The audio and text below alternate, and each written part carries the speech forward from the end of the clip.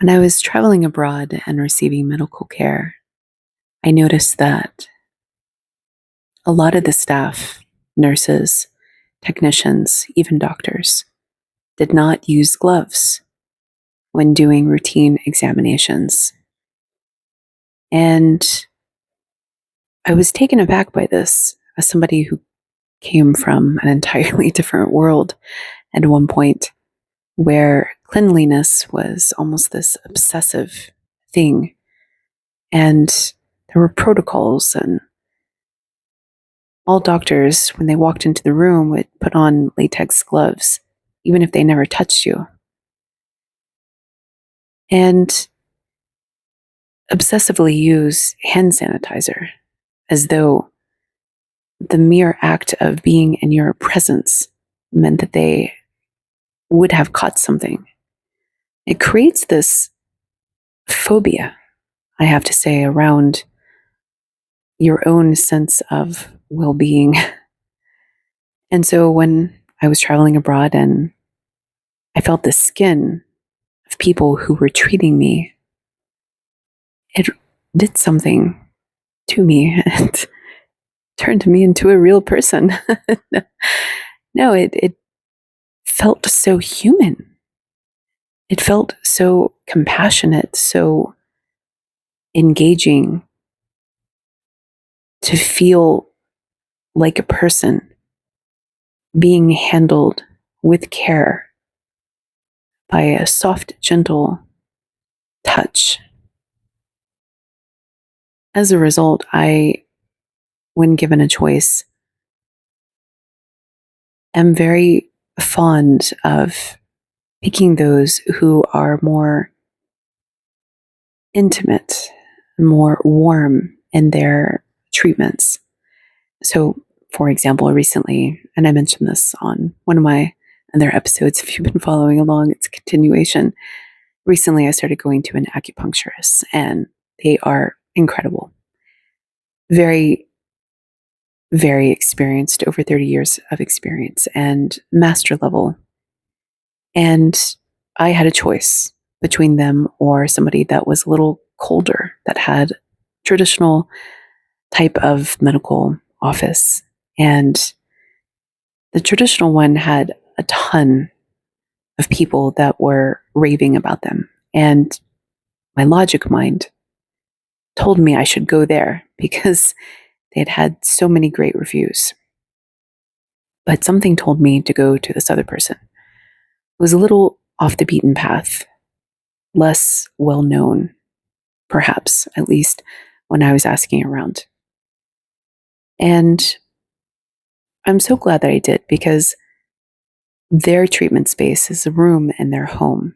So you walk in and you see their cat, you see their garden, you see their kitchen, and you see the design, the ornaments, and the art, and you feel the energy of the place. And it feels very, very special. It feels very unique.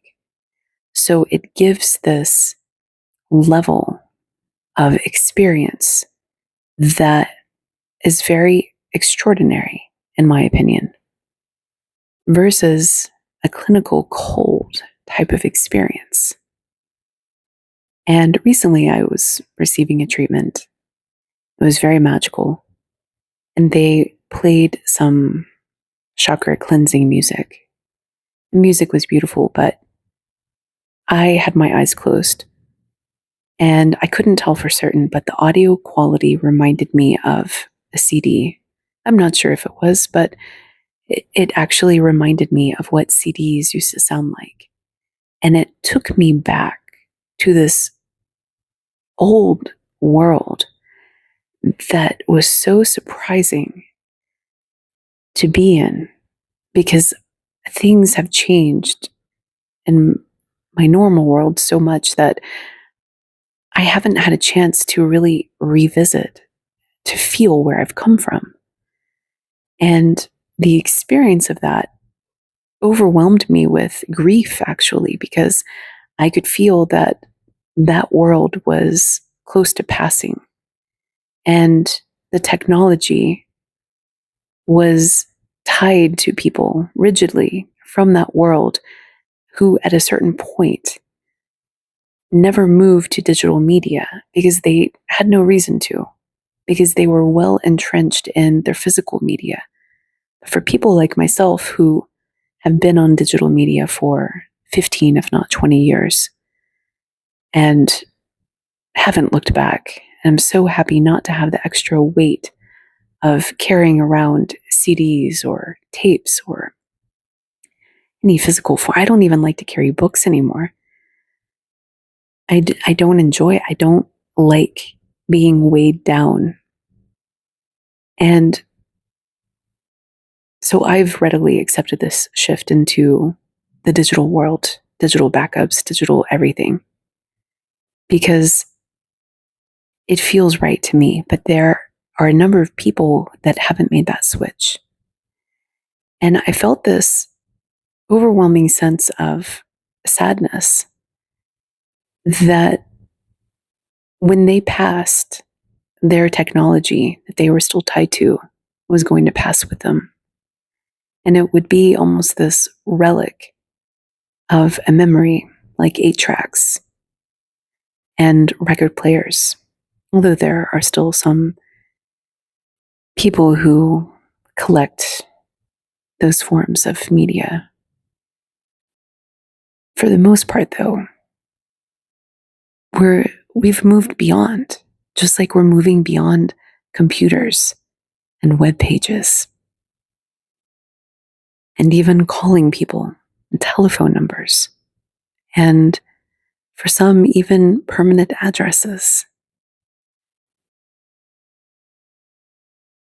It reminds me of a quote by Elon Musk that I can't remember exactly what he said, but he was giving an interview and somebody was asking him about leadership or longevity and technology. I can't remember exactly the context, but he said, like, it's good that we don't live forever because we would stagnate.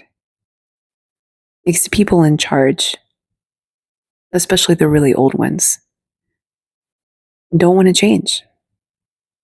And I find this to be true, that as we grow older, we grow more accustomed and more set in our ways. And that is part of finding out what we like. And especially if it took us a long time to get there, or if we've been there for a long time and practiced it, then it can be very challenging to upset our routine, to change our minds, to put our health in danger, potentially by getting a brain computer interface just for fun. It's one thing to solve a disease and to solve a problem, but it's another thing to do body modification that's permanent just for fun, which most people do in their reckless, youth filled years. Of course, there are always exceptions. And it reminds me of my grandmother, who the family, when Palm Pilots came out, tried to get her one and did get her one, but tried to get her to adopt it. And that was another matter in of itself. She wasn't even that old, but she was not a fan of it. In fact, it took her a long time just to get an answering machine. And my uncle had to maintain it for her for pretty much her entire life and help her out with it, set it up. And she eventually figured it out. But if she had to change her answering machine, somebody had to help her. And similarly, somebody in the family tried to get her an old-fashioned computer, and she didn't take to that either. She was just happy with her notepad. She wasn't interested in the internet. She had her TV.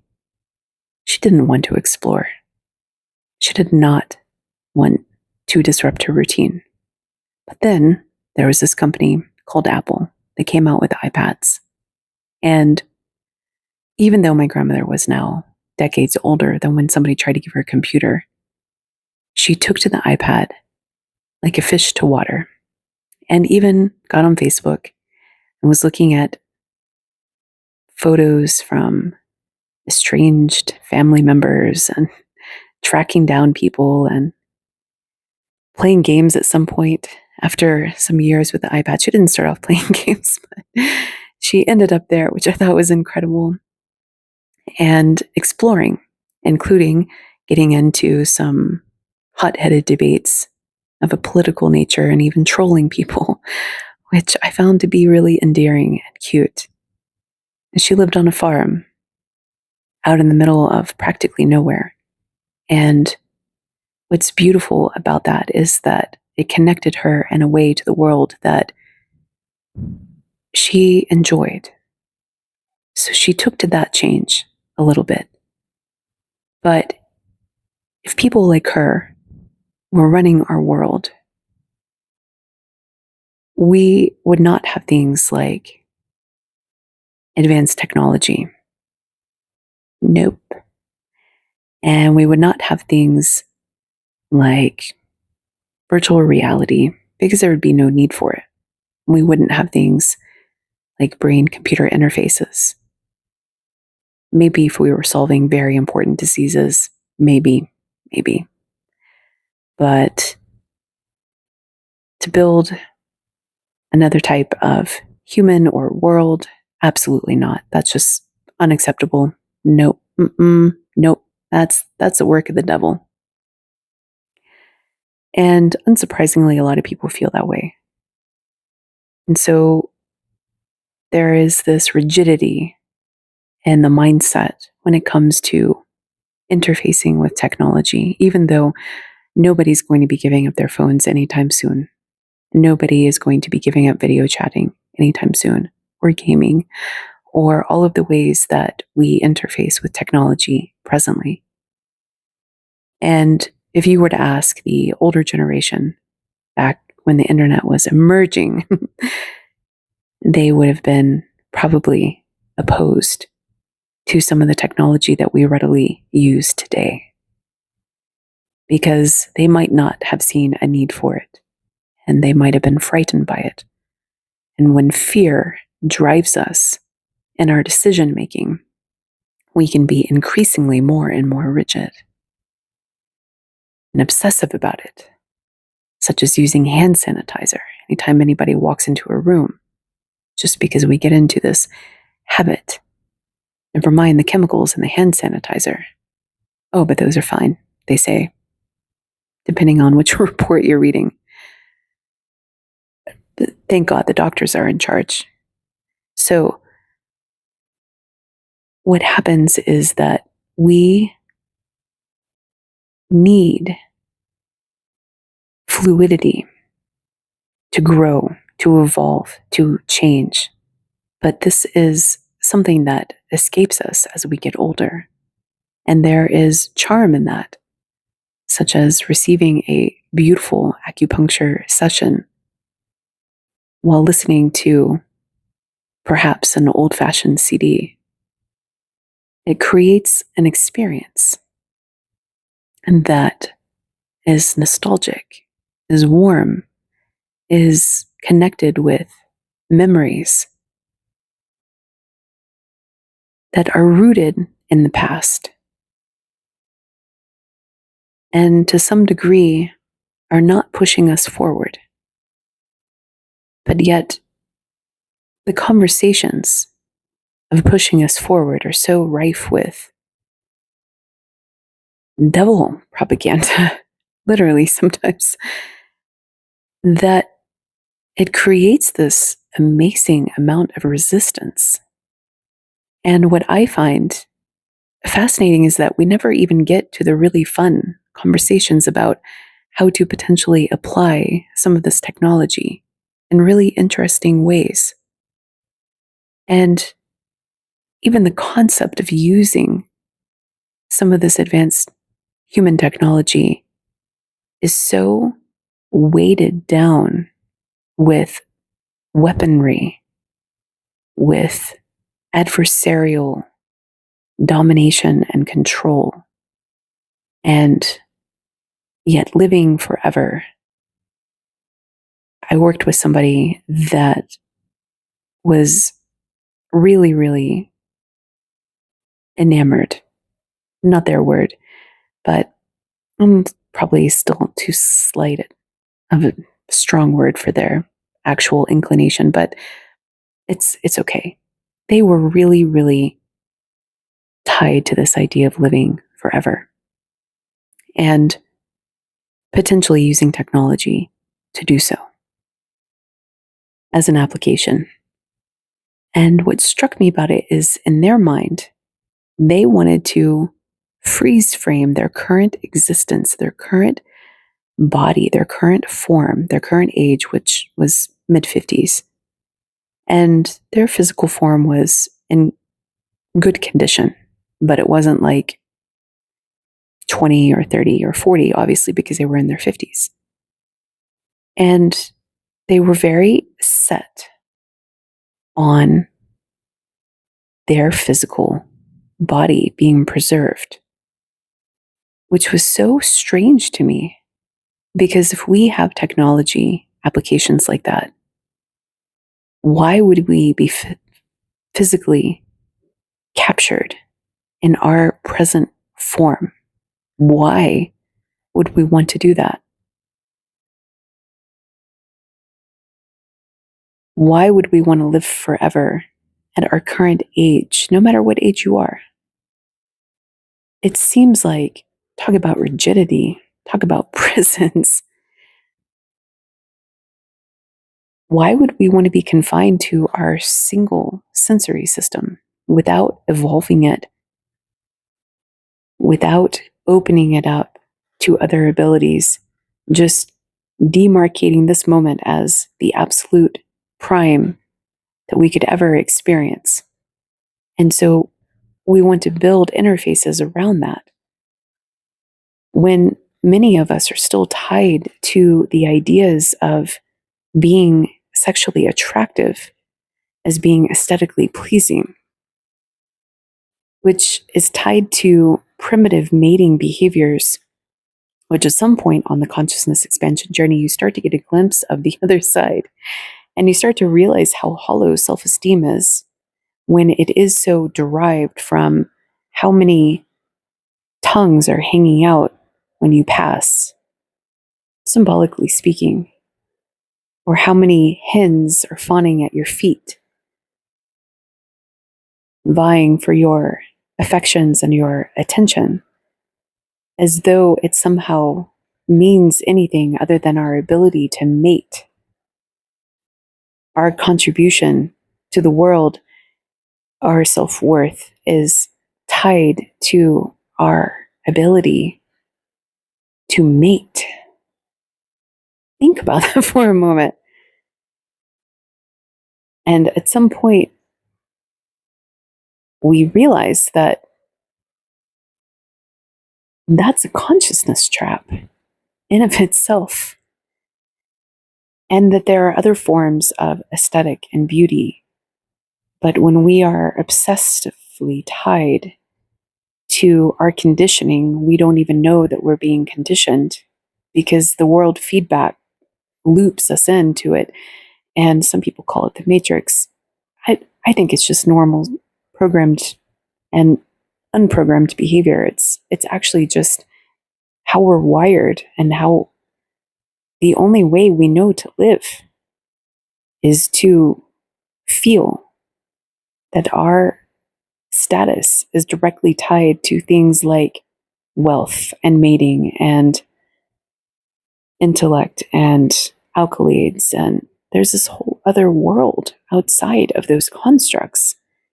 But when we go shooting down the craft that carries those other beings and lock them up in facilities underground and weaponize them, and then go home and mate and wake up and do it all over again for one's entire life, we realize that if those are the people in charge, maybe we do need a churn over several generations to get to, unfortunately, the really fun parts of what this technological road could lead us to if we would stop being so rigidly tied to the fear narratives, which are ultimately the devil's work, being encoded in our psyches to create resistance, to prevent what I believe is a new way of living.